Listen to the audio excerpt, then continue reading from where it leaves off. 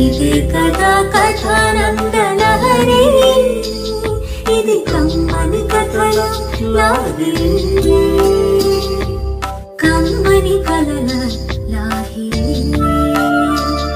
ఇది కమ్మని కథల లాహిరి. కథానందలహరి సభ్యులకు శ్రేయోభిలాషులకు నమస్కారం. నేటి కథ ఎయిడ్స్. రచన చిర్రావూరు మదన్ మోహన్. సమర్పణ తోపల్లి రాంప్రసాద్.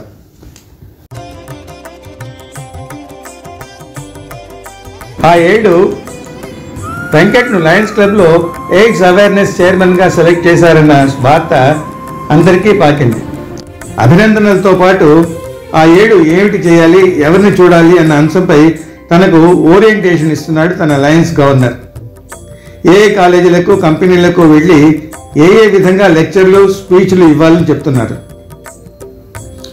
అంతా అయిన తర్వాత ఆ స్టూడెంట్స్కు ఆడియన్స్కు కోపం రాకుండా, ఇవన్నీ నేను మీకు ఎందుకు చెప్తున్నానంటే మీరు చదువుకున్నవారు, మీరు వెళ్ళి ఇతరులకు దీన్ని గుర్తించి విపులంగా చెప్పవచ్చని ముగించాలి. రమేష్కు ఎయిడ్స్ అన్న వార్త వెంకట్ను ఆశ్చర్యపరిచింది.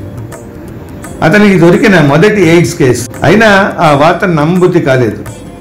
రమేష్ చాలా చలాకీ వ్యక్తి, కానీ అతని క్లోజ్ ఫ్రెండ్ రాము చెప్పడం వల్ల నమ్మి తీరాలి. ఇంకెవరు చెప్పినా నమ్మి ఉండేవాడు కాదు తను. రాము, రమేష్ వెంకట్ మిత్రుల పిల్లలు. చిన్నప్పటి నుండి కాలేజ్ దాకా ఒకే క్లాస్మేట్స్. ఆ మధ్య యూనివర్సిటీ హాస్టల్లో మొదటి సంవత్సరం ఒకే రూమ్ షేర్ చేసుకున్నారు.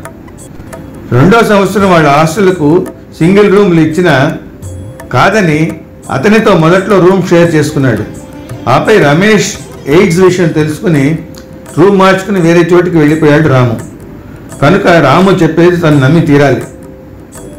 తనకున్న చనువుతో రమేష్కు ఫోన్ చేసి సాయంత్రం క్లబ్కి రమ్మని చెప్పాడు.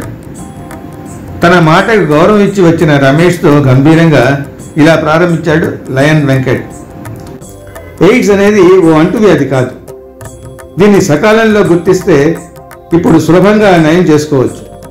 ఇంకా ఏదో చెప్పబోతుంటే, ఇవన్నీ నాకెందుకు చెప్తున్నారు uncle, you are knocking at the wrong door అన్నాడు. అది కాదు రమేష్, రాము చెప్పాడు, నాకంతా తెలుసులే అన్నాడు వెంకట్. ఓస్ అదే, చిన్నప్పటి నుంచి రాము నా క్లోజ్ ఫ్రెండే, కానీ లౌక్యం లేనివాడు. ఎంత చదువుకున్నా పరిసరాలకు తగ్గట్టుగా తనని మార్చుకోవాలని రస్టిక్. యూనివర్సిటీలో మా ఇద్దరు సబ్జెక్టులు వేరే వేరే అయినా వారి మిత్రులతో కాక నా రూమ్లో దూరి షేర్ చేసుకున్నాడు. ఫస్ట్ ఇయర్ అంతా నా పేస్టు, సోపు, షాంపూ, రేజర్, బ్లేడ్, పర్ఫ్యూమ్ అన్నీ అడగకుండానే వాడేసేవాడు. చివరికి ఒకసారి నా టూత్ బ్రష్ కూడా వాడేశాడు. అడిగితే క్లీన్గా కడిగేసాలే, యూజ్ చేసుకో అన్నాడు. పీకి రెండో సంవత్సరం అందరికీ సింగిల్ రూమ్లు ఇస్తే తన రూమ్కి పోకుండా నా రూమ్లోనే దూరి షేర్ చేసుకున్నాడు. నా సబ్జెక్ట్ ఫ్రెండ్స్ ద్వారా నా ప్రైవసీ డిస్టర్బ్ అయింది. 24 గంటలు అతనితోనే ఉండాలంటాడు. రాము ఒక విధమైన సోషల్ పారసైట్. అందుకని నా పక్క రూమ్ మిత్రులు అతడిని నా రూమ్ నుంచి బయటికి పంపడానికి నాకు ఎయిడ్స్ అని అతనికి ఇండైరెక్ట్గా చెప్పారు. అతను అది నమ్మాడు. ఇండైరెక్ట్గానా అంటే? అదా, ఏముంది, అతను బయట నుంచి లోపలికి వచ్చేటప్పుడు పాపం రమేష్కు ఎయిడ్స్ అన్న వార్త ఇంట్లో వాళ్ళకి తెలియదు, అతని డీరెస్ట్ ఫ్రెండ్ రాముకు కూడా తెలియదు అని రాము వినేలా మాట్లాడి అతను రాగానే మాట్లాడడం ఆపి అతన్ని చూసేవాళ్ళు. ఒకసారి డెటాల్ బాటిల్ నుండి రూమ్లో కాస్త కింద పారపోసి రాము బయట నుంచి వచ్చేటప్పుడు అతన్ని ఆపి ఓ అరగంట దాకా రూమ్లోకి వెళ్ళొద్దన్నారు. ఎందుకని అడిగితే ఇన్ఫెక్షన్ క్లీన్ అవ్వడానికి కాస్త టైం పడుతుంది అన్నారు. అది విన్న రాము నాకు ఎయిడ్స్ అని నమ్మి నా రూమ్ని వదిలి పరారయ్యాడు.